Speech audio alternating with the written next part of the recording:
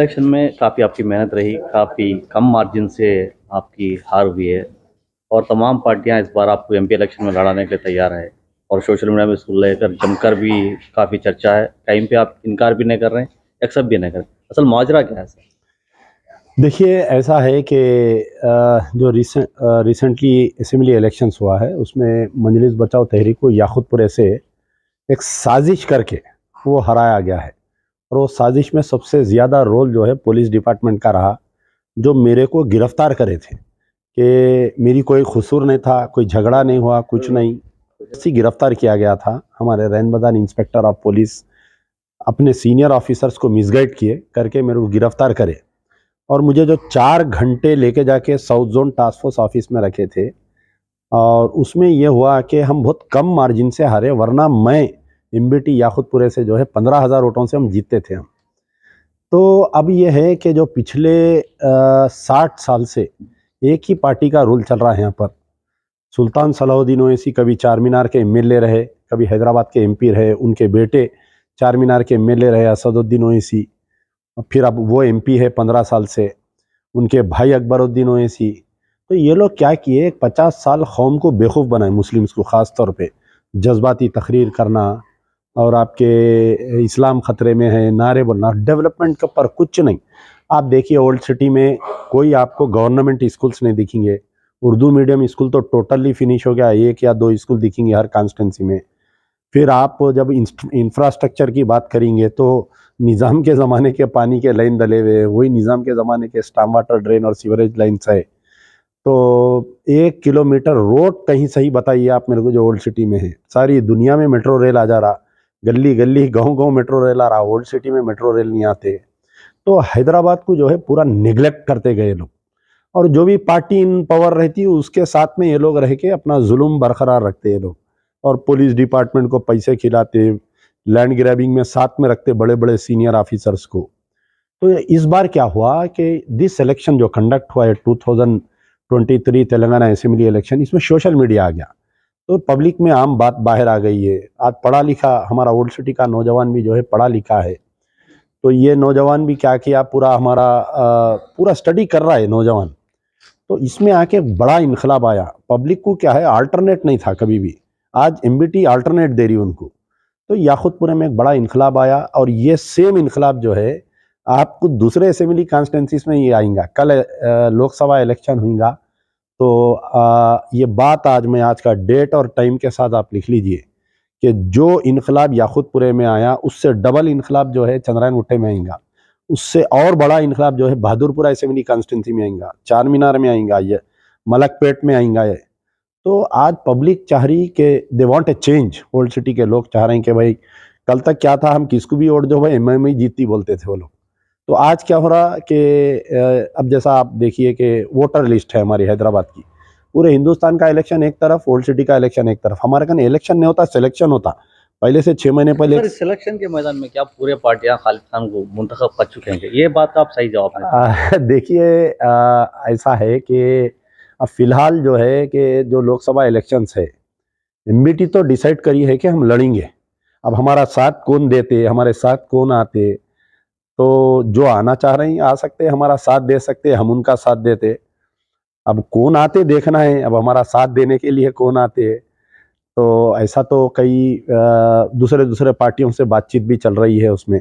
Every political party wants a change in the old city. हर सियासी party ये बोल रही कि भाई ओल्ड सिटी में हमको चेंज होना है। ये अवैसी परिवार का जो पॉलिटिक्स है इनका, हर पॉलिटिकल पार्टी इनसे तंग है। इनसे ये लोग सबको यूज़ करके फेंक दिए, as a tissue paper use करते फेंक देते ये लोग।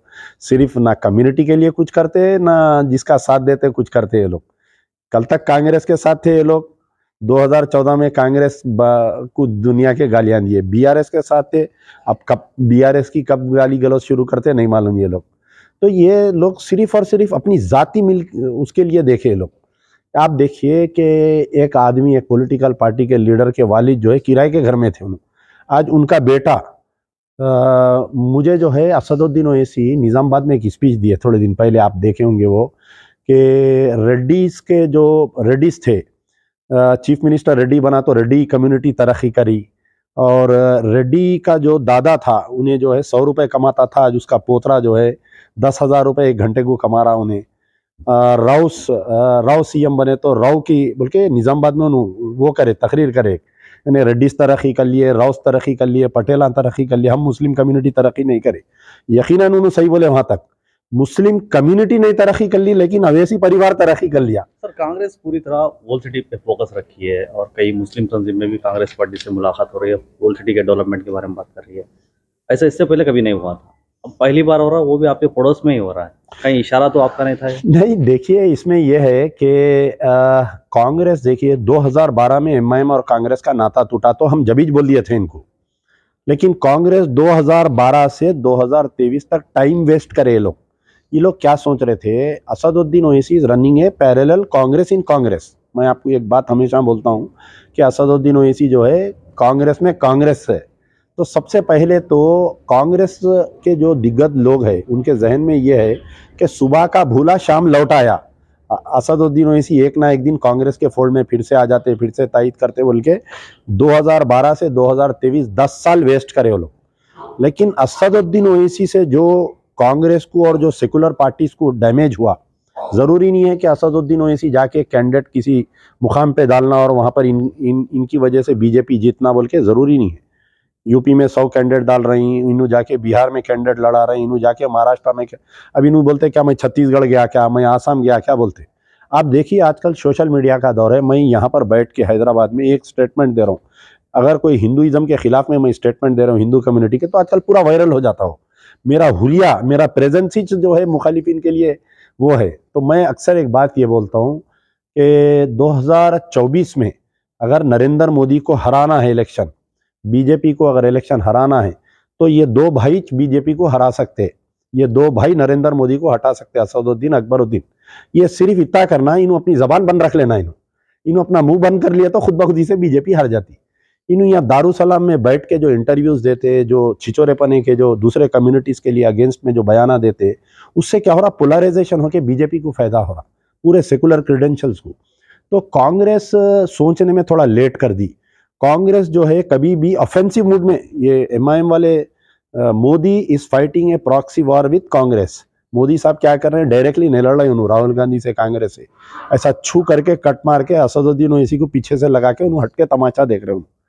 तो इसमें यह हो रहा था कि अब जो है कांग्रेस की जो राहुल गांधी वगैरह ये लोग एसेस करे कि भाई, और एक चीज़ क्या था कि पूरे ऑल इंडिया लेवल के लीडर समझ रहे थे इनको। अब परसों हाल में देखिए आप 151 उलमा मुस्लिम रिलीजियस लीडर्स का असदुद्दीन ओवैसी ज़बरदस्ती एक साइन लेके, उनको बेचारों को मालूम ही नहीं है, बीआरएस की तायद करे उन्होंने। पूरे स्टेट के मुसलमान जो है, दो चीज़ आप सोचिए, गौर करिए आप। पहली चीज़, ओवैसी भी ब्रदर्स जो है तेलंगाना की मुखालिफत करे थे लोग, लेकिन तेलंगाना अलग हुआ, वो टाइम पे जो है लोग मुखालिफत करने के बावजूद बीआरएस को वोट दिए एंड बीआरएस पार्टी जीती 2014 में। एमआईएम की मुखालिफत के बावजूद बता रहा हूँ, मुस्लिम वोटेड फॉर बीआरएस। अब क्या हुआ कि ये लोग जो है परसों पूरे तेलंगाना में एक तहरीक चलाए बीआरएस के फेवर में, पूरे मुसलमान क्या करे, एमआईएम तायद करने के बावजूद कांग्रेस को वोट दिए। तो यहाँ पर कांग्रेस वालों को मालूम हो गया कि असदुद्दीन ओवैसी उतना बड़ा लीडर नहीं है मुसलमानों का, उन्हें छोटा आदमी है, हैदराबाद में उसकी नहीं चल रही। तो वो लोग एसेस कर लिए, एसेस करके वो लोग भी चाह रहे हैं कि भाई कुछ ना कुछ करना, ओल्ड सिटी को डेवलप करना।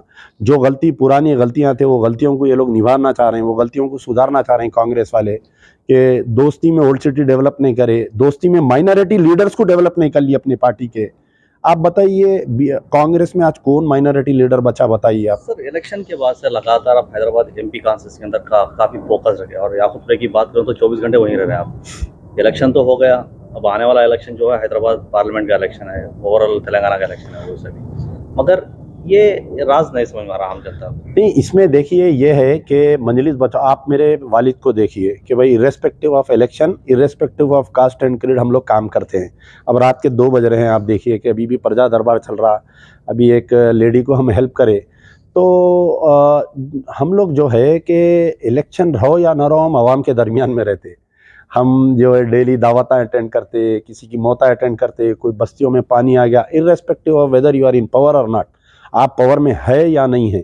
4 साल से आप देख सकते हैं कि हमारा जो प्रजा दरबार चल रहा, कितने गरीबों को, कितने मजलूमों को, irrespective of religion, caste, creed हम मदद करते आए हैं।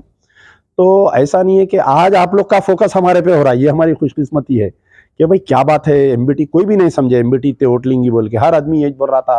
वो जो एमआईएम का एंटी प्रोपोगंडा रहता उसमें आ जाते ये लोग, अरे 10,000 वोट नहीं लेता, 20,000 वोट नहीं लेता। खुद असदुद्दीन वैसी स्पीच में बोले ना कि थर्ड पोजीशन आता इसका बोल के। तो इसमें ये हुआ कि ये इनका जो एंटी प्रोपोगंडा में भी कई लोग आके हमारे को वोट नहीं दे रहे थे। तो अब आज आवाम को ये मालूम हो गया कि the force to recon in old city is only MBT, और जो भी अवेसी को चैलेंज अगर कोई कर सकता तो वो एमबीटी है, वो अमानुल्लाह खान के बेटे।